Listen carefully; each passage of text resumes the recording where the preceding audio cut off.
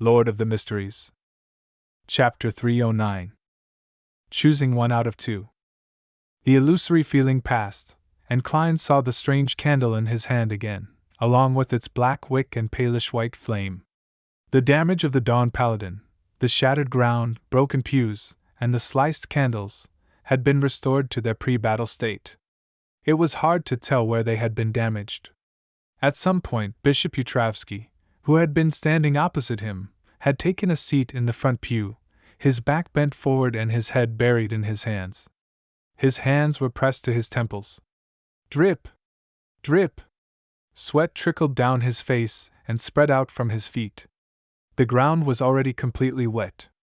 When he sensed that the strange candle had been extinguished by Klein, he shuddered and raised his head to meet Klein's eyes. His slightly turbid eyes were filled with tears, and his wrinkled face was streaked with tears. However, his eyes were filled with emotion, joy, and clarity. If it was said that this giant bishop previously appeared tall and heavy, then all that was left of him now was the heaviness of his body but without the heaviness of his spirit. At this moment, Klein felt like he was looking at a newborn baby. Those tears were proof of new life. The corners of Yutravsky's mouth curled up slightly as he smiled kindly. "You're much better than I expected. No, this is because I gained sufficient understanding in advance and made the appropriate preparations. As for the past you, not only were you unsure of your opponent's strengths, you were also greatly weakened. If I were to fight against you in the real world, I would be considering how to escape," Klein calmly replied. "A prepared magician and an unprepared magician are very different concepts," he added silently in his heart. Bishop Yutravsky didn't dwell on this problem. Brimming with relief from head to toe, he said, "Thank you, my friend. According to our agreement, I'll give you the apothecary formula. I'll also give you an additional mystical item." As he spoke, from his pocket, he took out what looked like a combination of a needle, a tube, and a container. "You have two choices. This is one of the two choices you have. When I got it, I didn't know its name, and I never thought about naming it either. You're able to use it to draw out a tube of blood, your own blood. At a critical moment, you can transfuse it back into you. That way, your fatigue will disappear. Your ailments and injuries will be alleviated, and your strength, speed, balance, and other attributes will all be greatly enhanced." Bishop Yutravsky pointed to the object in his hand. "What about its limitations and latent dangers?" Klein asked rationally. Yutravsky looked at the mysterious patterns on the needle and tube and explained in detail. "After drawing out a tube of blood, you'll be weakened for a full 12 hours, and during those 12 hours, transfusing the blood back into you wouldn't have any effect. Of course, the specific time limit isn't that precise. It increases or decreases according to your body's condition. In addition, it's best not to use it too often, not more than once a week. Otherwise, not only will the transfusion bring you power, but it will also temporarily make you lose your rationality, and the short period when you have your blood drawn and turn weak will become your characteristic. In addition to these, it also has a problem. If you carry it around for more than half an hour, you'll become a little neurotic." Fortunately, Bishop Yutravsky didn't previously draw his blood. Otherwise, if the past him can transfuse his blood, my chances of winning would have been very, very low. This was the first thought that flashed through Klein's mind. He frowned and was rather worried about the negative effects of the mystical item. Regardless of whether it was a temporary loss of rationality, a 12-hour period of weakness, or a change in his mental state, these were all hidden dangers that didn't seem too problematic. But after seeing rampagers and hearing the ravings of an evil god, Klein believed that a Beyonder's mental state was very important. If one's mental state remained at a nadir for an extended period of time, or if there were frequent anomalies, it would easily cause the phenomenon of losing control to happen. This was the same even if a Beyonder had grasped the acting method. "What's the second choice?" Klein said after 2 seconds of silence. Bishop Yutravsky took out a simple brass key from his other pocket and smiled. "This is called a master key. It can help you open any lock which doesn't contain mystical powers, as well as a small number of locks that are augmented with Beyonder effects. And in a place without any locks or doors, it can open a passageway that doesn't belong to reality. Heh, the premise is that there are no restrictions by beyonder powers and the barriers aren't too thick. Its spirituality is completely restrained. When it's not being used, beyonders cannot see any difference between it and a normal key. Yutravsky stood up again, leaving Klein no choice but to look up. The giant bishop increased his pace and came to the wall at the side of the cathedral hall and pressed the master key against the brick. He twisted gently, and his entire body seemed to sink into water as ripples were produced. He went through the wall and arrived outside. In the same way, Bishop Yutravsky returned to the cathedral hall and entered Klein's line of sight again. "Have you decided on the mystical item?" the tall priest asked with his head lowered. What are the latent dangers of the master key?" Klein asked after some deliberation. Bishop Yutravsky smiled warmly and said, "The person carrying it will occasionally get lost. According to what someone told me, one gets lost at random." "Lost? I'm a seer with spiritual intuition," Klein mumbled, and his mind gradually came to a decision. After a few seconds, he said, "I want the master key."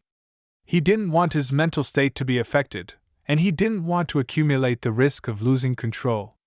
"What a pity, what I want the most is that weird candle. It's akin to the deepest part of a soul, the lowest level of a dreamland.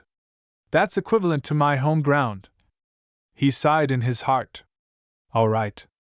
Bishop Yutravsky handed the simple brass key to Klein and took back the strange candle wrapped in human skin. While Klein was examining the mystical item, Yutravsky pointed at the back and said, "The apothecary formula is in that room. I'll go get it. Wait here for a while." Klein nodded in response. Taking advantage of the moment when Bishop Yutravsky's figure disappeared from the hall, he took out a penny and divined if he had been lying about the master key. After receiving an acceptable answer, he walked to the wall in front of him where a row of candles were placed and pressed the ancient brass key against the hard wall. As he injected spirituality and turned the key, Klein's vision suddenly blurred and then became clear. At that moment, there were no longer burning candles filling his vision, nor were there neat pews and straight walls. There were only withered grass and muddy land, strewn with a bit of garbage. To the side it led out to where a gas street lamp stood. "I really came out." Klein smiled, nodded, turned, and once again using the master key to successfully return to the cathedral's hall. After more than 10 seconds of waiting, Yutravsky walked in with heavy footsteps, a roll of yellowish-brown goatskin parchment in hand. "You can get an appraisal for this. If there's a problem, you can always find me at the Harvest Church." The giant bishop handed the apothecary formula to Klein. Main ingredients: horn of an adult flying unicorn, 3 grams of a royal jellyfish's venom crystal. Klein swept his gaze, smiled, and replied, "I will confirm its authenticity. For example, divine it above the gray fog," he added inwardly. Bishop Yutravsky nodded slightly, and without another word, he turned around and walked to the Earth Mother's sacred emblem of life. He spread his arms wide and chanted in a low voice, "Thank you, Source of Life. Praise you, Mother of all things." Klein put away the master key and the apothecary formula. After Yutravsky stopped, he said half-jokingly, "Could it be that my visit was arranged by Earth Mother? Why else would you be thanking her for?" The false believer of the Evernight Goddess, Klein, chuckled inwardly. "Yes, everything is arranged by Earth Mother. Otherwise, my request for help wouldn't have reached your ears. I wouldn't be here in Backlund either. Nor would I have obtained this mental terror candle." Backlund, Yutravsky said with a gentle smile without any signs of anger. Complete and self-consistent believer logic, but Klein suddenly felt that it was impossible to communicate with him.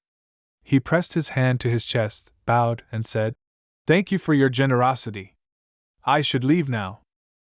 He straightened his body and quickly retreated. He then rapidly disappeared from the main hall of the cathedral and from Rose Street. 10 minutes later, he saw the golden facade of the Harvest Church from another direction, and he couldn't help but twitch his mouth. "I can't go back without divination," he silently muttered to himself. He really wanted to stubbornly rely on his own ability to overcome the fact that he was lost. But his hand, which was faster than his voice, had broken the branches of a tree and made a makeshift dowsing rod. Dowsing rod seeking could be used to seek people, as well as items and directions. This time, Klein was able to return home without incident, and he even confirmed the authenticity of the formula and the latent dangers of the master key. The next morning was a Sunday morning.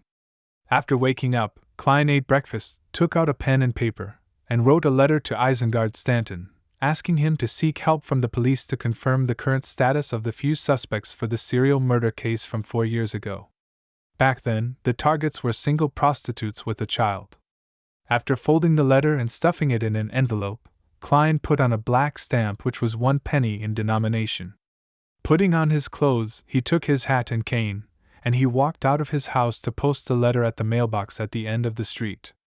Then, he saw Mrs. Stellan Sammer and her husband, Mr. Luke, dressed to the nines. A rental carriage was stopped by their door. "Good morning. Why are you attending a banquet so early in the morning?" Klein asked with some surprise. Luke chuckled and said, "It's not really a banquet. It's more like us helping out." Mrs. Stellan raised her chin slightly and added, "Mary has successfully entered the National Atmospheric Pollution Council. There will be a grand ball tonight, and we have to help out in advance. Mrs. Mary's wish has been fulfilled." "Impressive." Klein sighed and said with a smile, "Please pass on my congratulations to Mrs. Mary for me." Luke Sammer nodded and said, "You haven't read this morning's paper, have you? All the members of the National Atmospheric Pollution Council have been published. The chairman of the council is Sir Durs Shaw and the first secretary is Mr. Hibbert Hall.